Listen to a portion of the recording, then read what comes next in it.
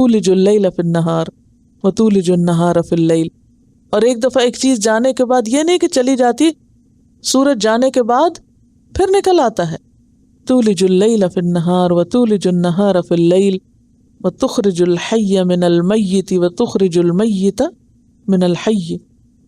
اور پھر ایک اور قدرت دیکھو اس سے بڑی، کہ تو نکالتا ہے زندہ کو مردہ سے اور نکالتا ہے مردہ کو زندہ سے. وترزق، اور تو رزق دیتا ہے من تشاء، جس کو تو چاہتا ہے، بغیر حساب، بغیر کسی حساب کے. اور تو رزق دیتا ہے جس کو چاہتا ہے بے حساب. یرزقہ من حیث لا یحتسب.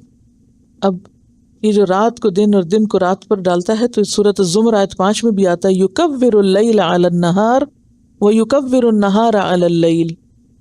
اور زندہ سے مردہ کو نکالتا ہے اور مردہ سے زندہ کو. ایک تو یہ ہے کہ جیسے بیج ہے، بیج ایک ڈیڈ چیز نظر آتی ہے نا بظاہر، لیکن جب زمین میں جاتا ہے تو اس سے پودا نکلتا ہے، تو پودا کیا ہے؟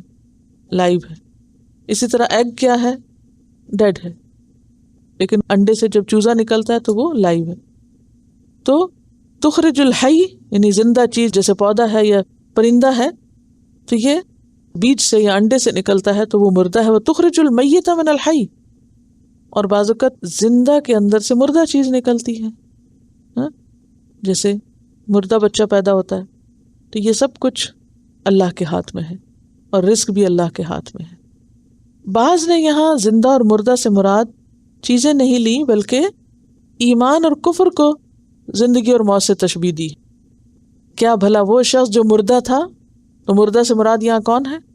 کافر. تو ہم نے اس کو زندگی بخشی. کیا مطلب ہے؟ ایمان دیا، پھر ہم نے اس کو ایک خاص نور دیا جس کے ساتھ لوگوں کے بیچ میں چلتا پھرتا ہے. ٹھیک ہے. اچھا، اب آپ دیکھیے کہ پھر اگر یہ معنی ہو تو کیا مراد ہوگی اس سے؟ مثلا نوح علیہ السلام جو ہیں ایمان والے، ان کا ایک بیٹا جو ہے وہ ان کے رستے پر نہیں، تو وہ زندہ ہیں یعنی ایمان والے، ان کی اولاد میں سے ایک ایمان پر نہیں. ہاں؟ تو زندہ سے مردہ کی مثال. اسی طرح ابراہیم علیہ السلام ایمان والے ہیں اور ان کے والد آزر کفر پر ہیں. تو تخرج الحیہ یعنی ابراہیم کو من المیت آزر سے پیدا کیا، اور تخرج المیت نوح علیہ السلام کے بیٹے کو من الحی نوح علیہ السلام سے. یعنی کہ یہ دو اپوزٹ چیزیں دکھائی جا رہی ہیں. ٹھیک ہے. زندہ مردہ، کافر مومن، دن رات، حکومت کا آنا جانا، عزت کا آنا جانا، یعنی دنیا تضادات کا مجموعہ ہے، یا کوئی چیز پرماننٹ نہیں. تو بات یہ ہے کہ ان دونوں آیتوں کو اگر ساتھ رکھ کے دیکھیں تو کیا پتہ چلتا ہے کہ ملک، عزت اور رزق کس کے ہاتھ میں؟ اللہ کے ہاتھ میں. انسان عموماً کن چیزوں کی فکر کرتا رہتا ہے؟ ملک کو آپ دیکھیے، جیسے جاب ہے، عزت، اور تیسری چیز رزق. انہی چیزوں کا غم لگا رہتا ہے نا انسان کو. پیسے کا غم، جاب کا غم، عزت کا غم، بےزتی نہ ہو جائے، یہ نہ ہو جائے، وہ نہ ہو جائے. اسی چیز کی فکر میں دن میں انسان کسی نہ کسی طرح پریشان رہتا ہے. اور جو شخص یہ سمجھتا ہے یہ اللہ کے ہاتھ میں، اس کا فیصلہ ہے.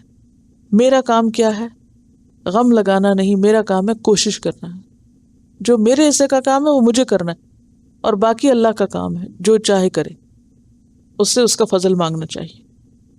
اب آپ دیکھیے کہ پچھلی آیت میں پہلے تو یہ کہا گیا یہ سب تیرے ہاتھ میں ہے، آخر میں کہا گیا بیدک الخیر انک علی کل شیء قدیر. مانگا ڈائریکٹ کچھ بھی نہیں گیا، بلکہ کیا کہا کہ تیرے ہاتھ میں خیر ہے، تو ہر چیز پہ قادر ہے. تو جب تو ہر چیز پہ قادر ہے تو ہماری مشکل آسان کرنے پہ بھی قادر ہے.